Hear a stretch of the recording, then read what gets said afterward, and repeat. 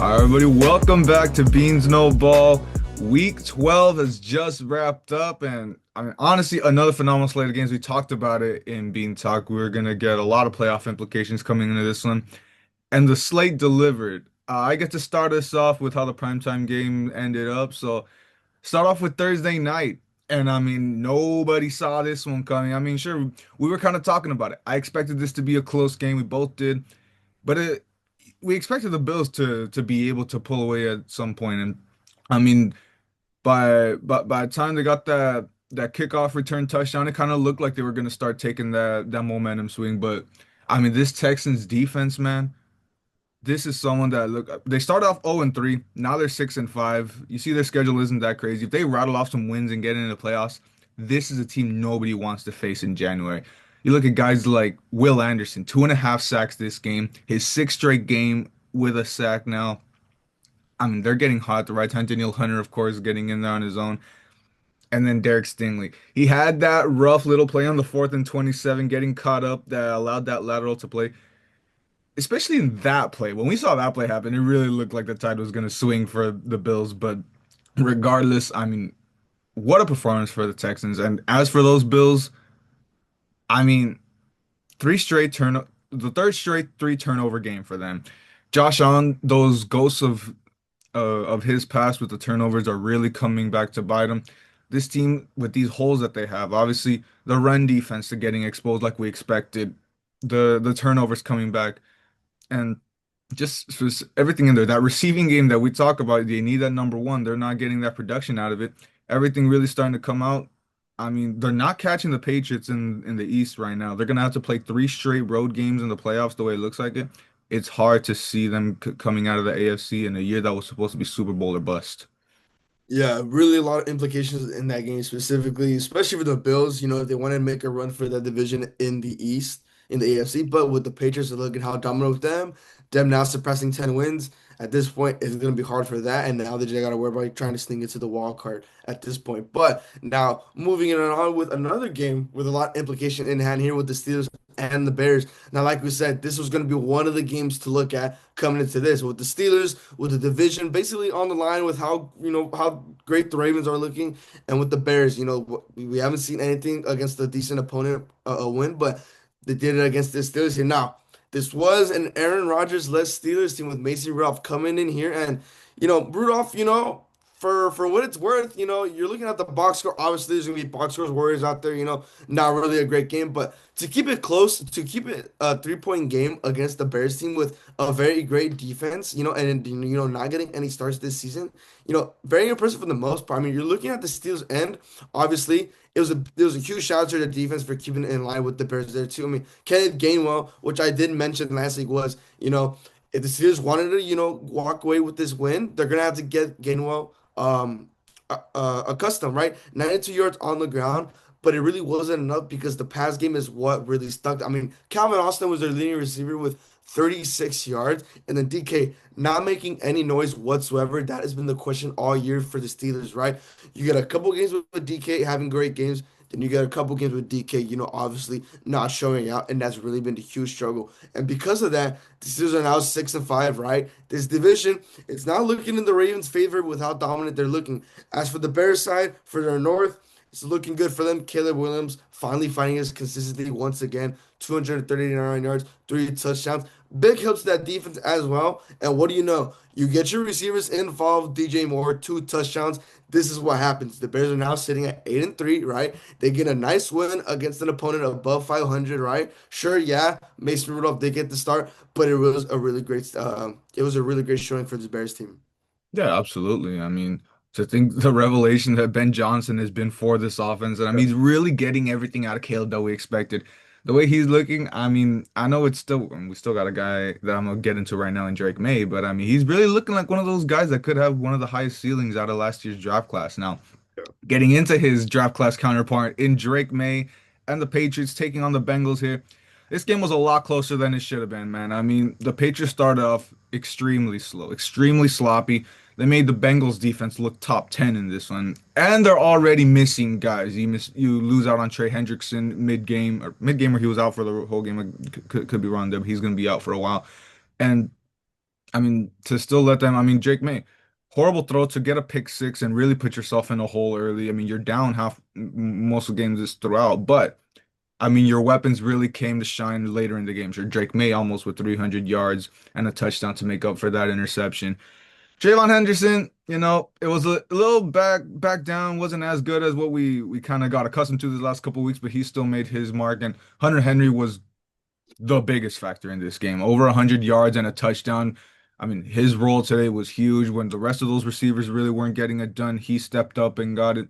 And the kicker, I'm gonna butcher it, but Bergales, I mean, the kicks he made throughout the stretch, late in the clutch, I mean, really keeping this game out of reach for the Bengals. And then the defense, of course, after that shaky start, making those plays. I mean, Jones and Landry, obviously, those key plays, keeping it out. But for Cincinnati, I mean, you were in it. I mean, it's good at least, you have that opportunity, but Joe Flacco just wasn't sharp in this one. I mean, whether you want to pass the eye test or the stats test, I mean, he just wasn't great. That pick six late in the game that really, really solidified they weren't staying in this game, nullified the earlier pick six to his defense got taking sacks to take his team out of field goal range. I mean, it just wasn't great for Joe. Talking about the other Joe, he's expected back for Thanksgiving. We'll really start talking about it a little more in Bean Talk, but it's probably not the right move. Um, T. Higgins with that rough injury. We'll see still more information on when he'll be back later, I think but he, they he did say he's is tracking him and Hendrickson are tracking to be back. So we'll see. They're getting pieces, but I mean, at this point, you probably just want to write it out. Yeah, like you said, there's a lot of more discussion up for that for that part. But I mean, I think, like you mentioned with T. Higgins, like the injury is obviously gonna be a big, huge loss there too. But just run out the season the tank. There's no point of Burrow starting here. But moving in and on with the NFC side with the Giants and the Lions, and none of us expected this game to be this good. I mean, a Jameis Winston legacy game. There's no Jameis Winston where he has some top plays and then right after he just throws an INT. But this whole game was just straight cinema for both sets on the end here. You got on the Detroit side, you got Jahmyr Gibbs on the ground being dominant as usual with 219 yards, two touchdowns, and the game on the receiving at 45 yards and a touchdown. I mean, every single drive, it was all Jahmyr Gibbs. Oh shoot, my chain fell off. Whoops. It was all Jahmyr Gibbs, and this is exactly what you want to see from Jahmyr Gibbs, him getting active. Now, we see the 1-2 punch with him. Obviously, Monty was in a huge factor in his game just with 18 rush yards on the ground, but that really doesn't need anything for him when Gibbs is doing everything. But the defense, it's what's drawing the huge concern for the Detroit Lions team. To let the Giants, a Jameis Winston-led Giants team with Jameis, who barely has had any showing this season, to drop 27 points on you, let alone let him throw for 336 yards, that is going to draw a huge concern for the Lions moving forward. Like, yes, your offense, it's dominant, right? You got Amon-Ra, almost surpassing 150 yards, and he did get a touchdown. You get Gibbs on the ground going almost 300 total offense, right? You got Goff, who's also had a great game, but your defense not being able to live up against this Giants team, that's a lot to concern, especially when they were down big, towards the late in the game too. After that, Jameis Winston receiving tutty from Gunnar Olszewski. I butchered that name. Hell, but this whole game was cinema, regardless, at all for both of these teams. But more of the concern is drawing on this Lions team, specifically because of that defense. Yeah, absolutely. Is what we've been talking about this past couple weeks. And to play against an inferior opponent, I mean, sure, always got the love and respect for Jameis, but I mean, Yeah. you probably shouldn't let Jameis put these kind of numbers on you. And when you're playing real teams down the stretch, I mean, you got that tough game against my Rams coming up. That might come back to bite this Lions defense. But stay into that division. The Vikings and the Packers keeping pace. I mean, everyone at the top of the North came out of Week 12 with a win. This one. I mean, on the scoreline, it looks great for the Packers. Nice, actual dominant win. That was, of course, on the defensive side, which I'll get into in a bit. But I mean, the offense still leaves a lot more to be desired. I mean, leading receiver couldn't even crack 50 yards. Leading rusher, I guess, was the main thing, and that was the difference. The run game was what really solidified it for the Packers with Emmanuel Wilson getting 107 yards and two touchdowns. But Jordan Love didn't look that great, and all in all, it was that defense. I mean, pick your guy: Parsons, McDuffie, Williams, Gary, Wyatt. I mean, everyone really made their name known in this game, and also it was a testament of how poor the Vikings offense was looking this one. Now going to JJ McCarthy, him not even crossing 100 yards. I mean, there's a lot of conversations we can have about this Vikings team, but the main thing you look into, I mean, I know it's technically still his rookie year, but the way he's looked right now, I mean, you see reports. I mean, this could be now a tryout throughout the rest of the season if he's gonna be kept as the guy moving forward. I mean, they're probably gonna have a top draft pick. Who's to say they don't end up with a Fernando Mendoza or someone coming out in this year's draft? But I mean, you see, Justin Jefferson has really starting to get frustrated. I mean, again, him not even cracking 50 yards in this on the run game. I mean, these are just piss poor stats that you got to look at, plain and simple for Minnesota. Something's got to change. I mean, forget the playoff race considering this North. I mean, stuff's going to have to change. There's going to be a lot of changes moving forward if stuff doesn't get fixed up. Yeah, JJ McCarthy, obviously, first year after that injury last season, not looking too well there too. Jada's averaging under 55 receiving yards a game.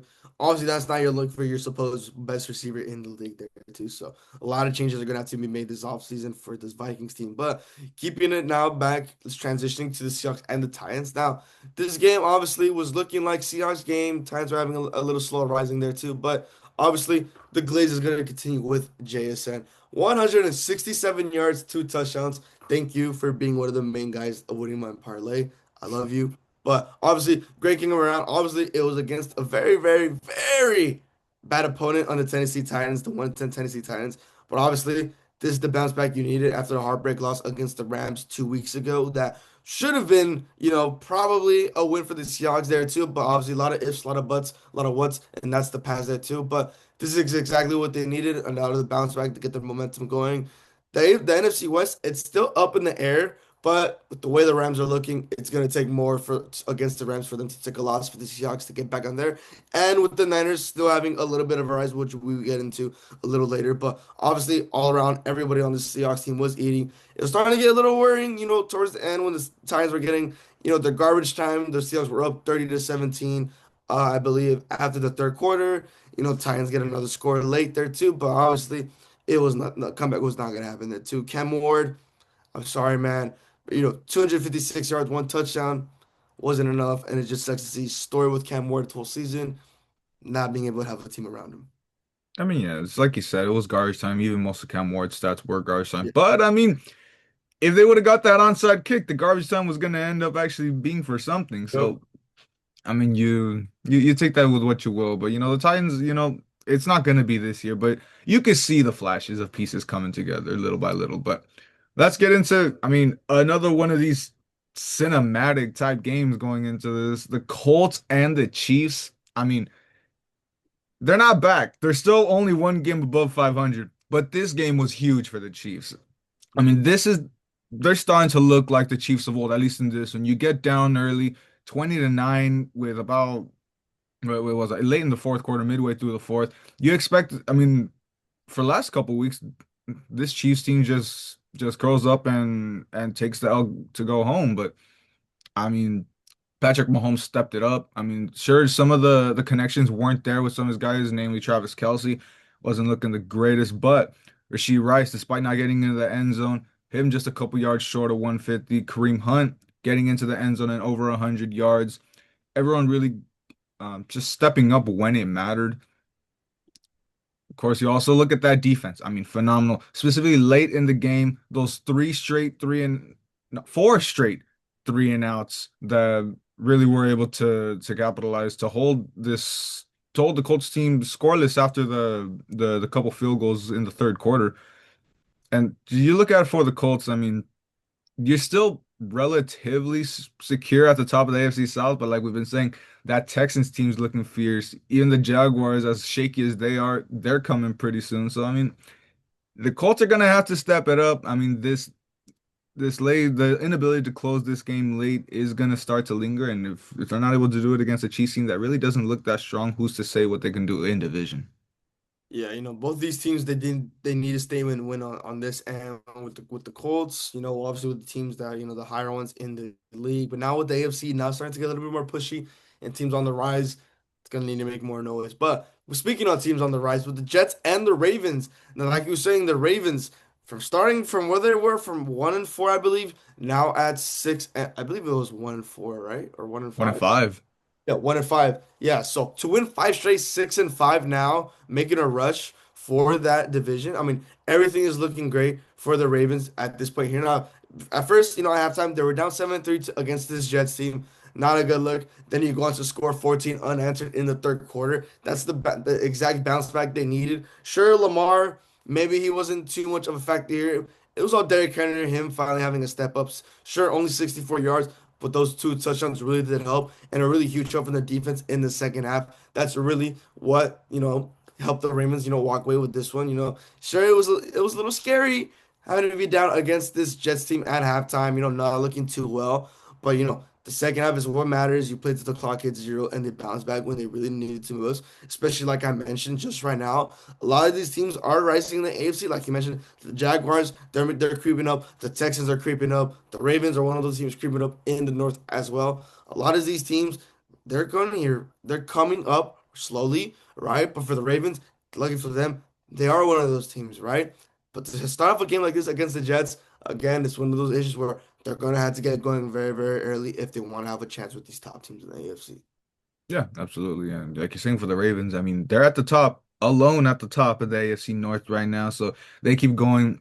They have that game against Pittsburgh coming up, and Pittsburgh also has to play the Bills, which, that's its own thing that you can get into. But I mean, the North is definitely shaking out and keeping it in the North with the Browns heading to Vegas. And I mean, this one. I mean, it was ass on ass, but at least, hey, Shador got his win. First Browns quarterback to win his first start. So it's something. It's something for Shador. I mean, a decent performance. I'm not gonna overblow what he did because let's be honest, this was all defense.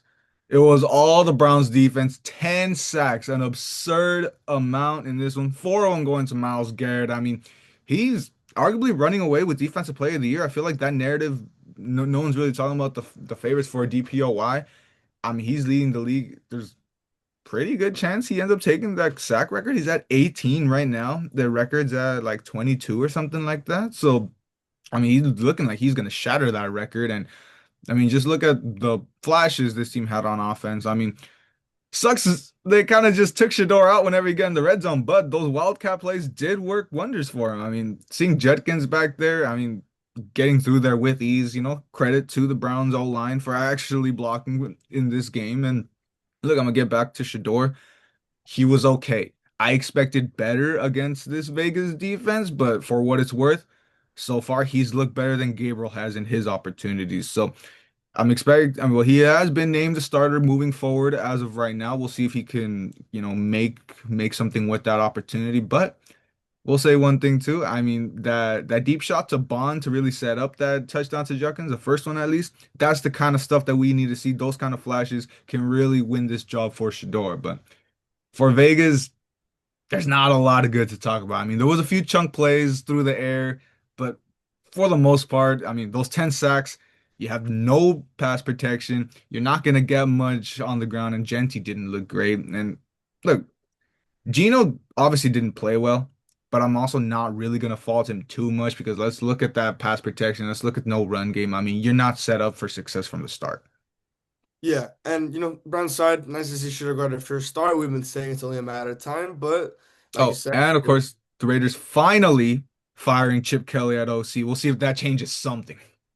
we'll see. Maybe it'll go from like the worst offense to 30th. We'll see from there. But obviously, the real test for sure will be next week against the Niners. So that will be his first real test coming into the NFL. We'll see for that. But now moving on to my game, and wow, this game took years off my life. I mean, from being down 21-0 to scoring 24 answered with my goal, Dak Prescott and George Pickens. I'm so blessed for them to be on my team. One of the only reasons why I still continue to watch this team. But obviously, the big factor in this, and nobody expected this, was our defense. I mean, to go in the second half to just completely shut out the Eagles, completely. A very great Eagles team with this offense that was completely rolling in the first half from a lot of these Cowboys mistakes. You see, going for it on fourth down early, not getting it, that sets up the Eagles TD, right? The fumbles And then again, not capitalizing on fourth down there too. The defense letting it up. Everything there. AJ Brown getting early with, he did surpass 100 yards and a touchdown, but obviously it wasn't enough in the second half because, they couldn't get anything going. The pass rush. Quinnen Williams. I am so glad he has been stepping up on this pass rush because he has been one of the benefactors on this team so far. And the real test was against the Eagles. Same with Oso Odighizuwa, them being huge factors in this. Same with Jadeveon Clowney, the freaking walking fossil. Everyone on that defense was doing their part. Now, I mentioned before, I really hope it was going to be a situation where these teams, where the role swap, where it's going to be the defense stepping up and then the offense struggling. For the most case, this is exactly what was going on here for majority of the second half. Then you got the missed field goal, but Dak, him stepping it up. Aside from that ugly interception and scoring position, where this should have been a 7 point game at halftime, but obviously mistakes is what cost the Cowboys, to scoring on this one. But this was the bounce back we needed, especially with this 3 game stretch that was, first it was the Eagles, the Chiefs that were hosting on Thanksgiving. Really huge pivotal game for both those teams. That could be a lot more talked on B Talk than the Lions. So 1 game down for keeping their playoff hopes alive there too. But this whole game, really huge bounce back. This Cowboys team really did need it. They're sitting at 5-5-1. Really doubt they're gonna make a run for that division, but a wild card spot is still in the mix there too. But it's gonna take a lot. It's gonna take a lot of consistency in this defense. The way they're playing, it's exactly what I've been wanting to see all season. It's just these offense. They need to fix their mistake and they need to clean it up. One last thing too. I know I've been yapping a little bit more on this, but CeeDee Lamb, George Pickens is coming for you, man. He really needs to bounce back from these drops because what the hell is happening? Yeah, no, absolutely. And I mean, it's unfortunate that the Cowboys had to get off on such a slow start because now the Eagles, will, I think, with like 2 more wins, will clinch the East. So, but like you said, that wild card spot is very much in the cards. So, I mean, this team is getting hot at the right time, like you're saying. If they can keep this going as we move into December football, I mean, what more could you ask for right now as this offense is heating up? But let's move into, I mean, not the greatest offense going into Jaguars Cardinals in the desert. And I mean, Trevor Lawrence, one of the most inconsistent players we get to see. I mean, this one was the epitome of it. He was just shaky to put it lightly. I mean, 3 touchdowns and 3 interceptions. I mean, you're keeping your team in the game, throwing all those touchdowns, but you're also very nearly throwing this game away. You're lucky that the Jaguars defense stepped up in this one, but we'll get into that right now. I mean, as poor, mediocre, whatever you want to call it, the better plays throughout the game were able to overshadow the bad. I mean, specifically those last 2 drives, eventually the game winner. That pretty much took all the bad away as you end up coming away with the W. But the run game was pretty much the most important, the most pivotal part of this. And Travis Etienne with 86 yards, and as a team getting 134 yards. I mean, Arizona had no answer for this run game, and their run game couldn't do anything. Getting into their side, I mean, the Jaguars pass rush just completely overwhelmed them. And at least Jacoby Brissett had his share. I mean, he had 317 yards. I mean, for his own right, still able to keep this team in the game. But of course, with no run game and no blocking, I mean, he took some punishment. The run game, like I said, only 28 yards from Michael Carter. Bam Knight did get in the end zone, but I mean, as a collective, I think they didn't even pass 60 yards. So, I mean, you're lucky that you were able to get this game into overtime. But the most pivotal part for Arizona to lose this game, you only get 7 points off of 4 turnovers, obviously 3 interceptions on the fumble. I mean, not much more you could say. Surprising that you even got into overtime considering getting those 4 turnovers, but you see the execution, you can see why. Yeah, honestly, this game wasn't really a lot to look, but obviously very pivotal for the Jaguars, especially with playoffs and seating on the line there too. Now by all means, this Cardinals team, a little better than what the record says. They're still able to keep it in the games, and especially big shout out to Brissett and that defense. But obviously, it was just the late game mistakes, and the Jaguars were good away with this one. But after this game, the Jaguars, they still don't scare me. They're gonna have to take more, especially if they want to be a threat in this AFC. But moving on with the NFC South again, this was another battle of poo poo. So Kirk Cousins, he's getting the start after Penix is out for the season with an injury. Now, not the best game, 199 yards, but 2 touchdowns there too. You love to see Big Kirk finally stepping up when he really matters the most. But it's going to be really hard for this Falcons team. Sitting at 4-7, not eliminated just yet. With the first team being eliminated being the Giants. Which I forgot to mention as well there too. So the Falcons' hopes mathematically, they're not dead. But, I'm not really seeing a bounce But back I here. mean, Yeah, they're not, mathematically, they're still in the race. But I mean, let's be real here. I don't see them making a move that they did too. And then again, Bijan Robinson, it's one of those things where, on the offense, like, hey, we have Bijan Robinson. We could use him, but we won't. He did get 70 yards, which is something there too. But with the benefactor and him on the offense, you really want to see him getting involved. And obviously with Drake London not being on the field with an injury as well, you want to see your guys step up. Darnell Mooney, 74 yards and getting in the end zone. So a lot of things to see there on the offensive side, especially on the defense with the Falcons team, with a defense who is very, top five defense that they do have, which is great. On the same side. I mean, same story. You got Tyler Shook who got his first career win not that long ago, but then obviously obviously, not having a great game here, pooping the bucket. On this one, him being the leading rusher as well with 22 yards. That obviously isn't a good sign. And then Olave, poor Olave, please get Olave out of New Orleans. I mean, only 70 yards. I mean, not really much to say there. The 2-9 bottom division to relieve sad side for New Orleans, for the New Orleans Saints. For the Falcons, it's going to take a miracle if they want to sneak into that seventh seed. I don't think there's any type of miracle that can be worked on this Falcons team. But I mean, like you're saying, they're not dead until they're mathematically at Yeah. zero. So we'll see if something can work out. But let's get into Sunday night. What a game.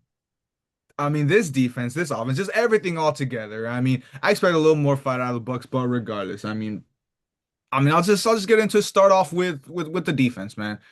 I mean, plain and simple, this is the number one defense in football. It might not be the ranking or whatever, but I mean, just look at everything that goes into this. I mean, the four sacks, two for Verse, two for Kobe Turner, everyone humming on that D line, and of course the secondary. I hammer it home every time because I keep receipts. People talked and talked and talked about this secondary being the weakness.